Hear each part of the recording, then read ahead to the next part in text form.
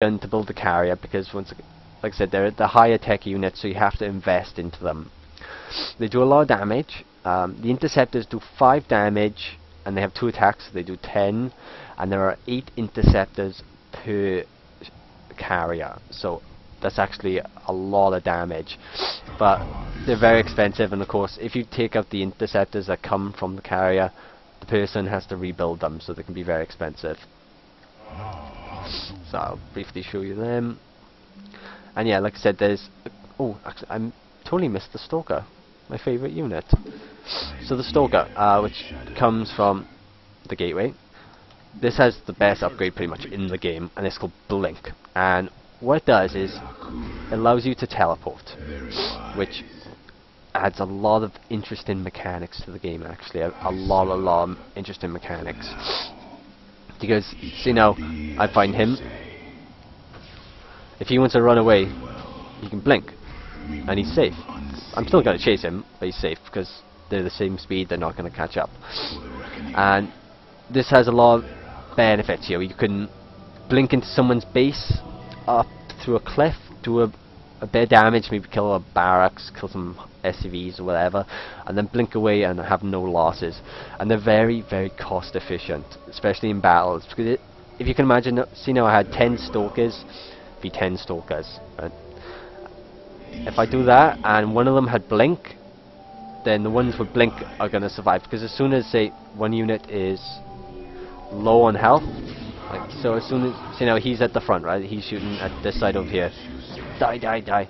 As soon as he's low on health, blink him back, and he's not going to get attacked, and he can't do that. So the ones at his front will die, the ones nearly dead of mine will blink to the back, and they'll just be super efficient, pretty much.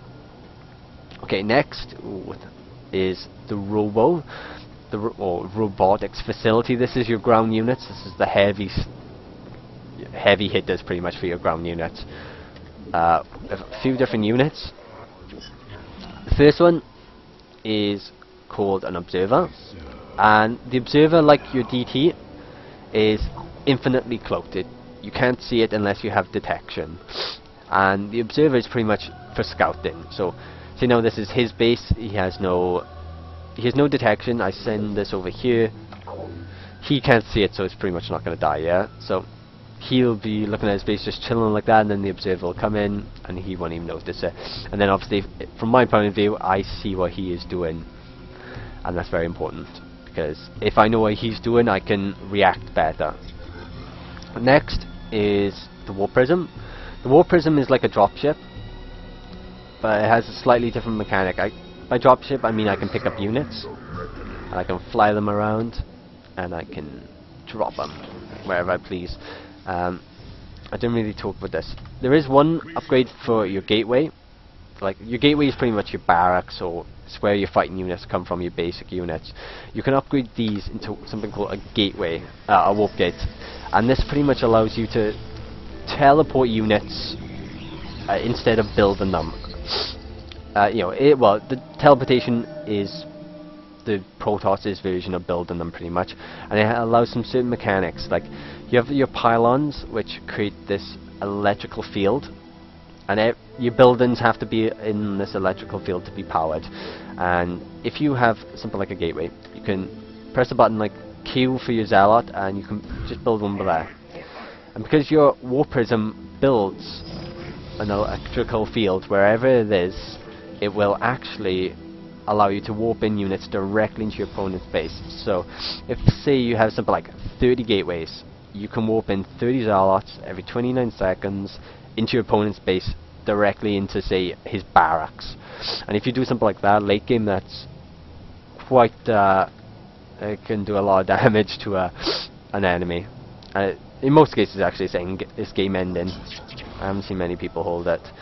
So yeah, that is your Warp Prism. So that's a very good mechanic. You want to always be using the Warp Prism or doing something with it, because they can do a lot of damage. Next is the Immortal, which is this unit on the ground. This is your anti-tank armor. It does a heavy amount of damage to armored units. It doesn't do great against the non-armored, so you don't. really want to use these for every situation. You want to deal with these against like your tanks and your marauders against the Terran, or your roaches and the ultras of the Zerg. Against Zerglings and stuff like Zealots, they're not really going to be great. The Immortal also has another benefit to it, well, a certain type of mechanic to it. It has something called the Hardened Shield. Now, when you look at it, like I said, when you look at the Protoss, you have the shield on the top and the hull on the bottom. The shield on this one is 100 health, right? And if you look at the Hardened Shield and read it, it says reduces incoming damage to a maximum of 10 while the Immortal still has shields. Okay, so what that means is if this takes a shot from something like a Colossus, which does 20, right? This does 20 damage a shot, right? There we are. And it also has 2 attacks, right? So it attacked him twice. 2 shots of 21 is 42. But if you notice, the Immortal only has 80 health. So that's very good for pretty much busting siege lines, because siege tanks do 50 damage. This will only take 10, and they do amazing damage against siege tanks. So this is stuff for like breaking lines. Next is the Colossus, which is probably classed as the most imba unit in the game. And these have a lot of different mechanics themselves. One, you always pretty much want to upgrade their speed. Sorry, their speed, their range. They go from a range 6, which is average within this game, to a range 12, a range 9. And range 9 is actually pretty good. It's one of the higher ranges in the game.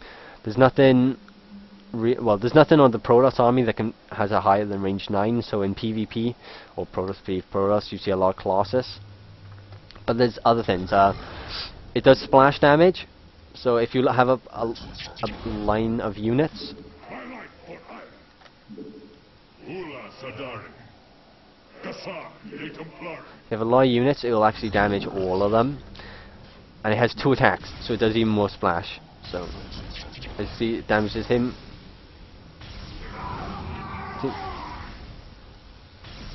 No, as you see, I hit actually 4 of them at a time. With the Colossus, there's actually a few different mechanics.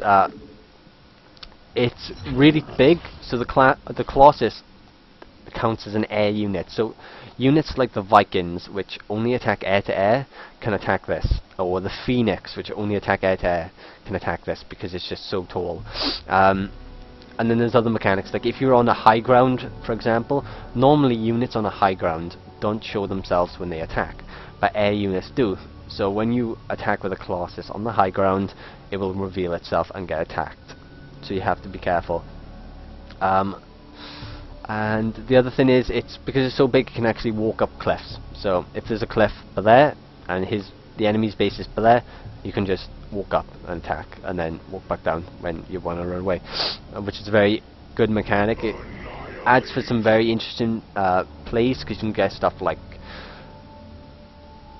blink, and you can get high ground vision with the Colossus, walk up onto the high ground, and then blink up as well, and you can have your entire army, which can be really good for certain things. So that is, oh, actually the mothership. So that is all the main units of the Protoss army. Last we have the hero unit. This is the Protoss is the only race that has a hero unit, and by hero unit I mean you can only build one of them. There's only one mothership for the Protoss. You can't build 1 or 2. What the mothership does, it has a few different things. It attacks, yes, it has, it does 6 damage, and it has 6 attacks, so which is 36 damage, and they scale better with upgrades. So as you can imagine, if you had +3 attack, that'd be 9 damage. 9 times 6 is 54, so that's a lot of damage. Alright, and then we can look at things like, you can't see it at the moment, but if I bring this unit here and this one here, the mothership auto cloaks units. So any unit that's below the mothership or within a certain radius is automatically cloaked, so your opponent will not see it. And then it can do stuff like, it can teleport units back to itself, which is called the mass recall. So if I hit that, they all vanish and appear at the mothership. And then the last one is called a vortex, right? And this pretty much creates a black hole for your opponent. So this can be very good for splitting up huge armies. So if I throw that by here, you'll see this, woo, woo, and everything gets sucked into it, woo, woo, woo, and this lasts 15 seconds. Alright, send everything back up here now.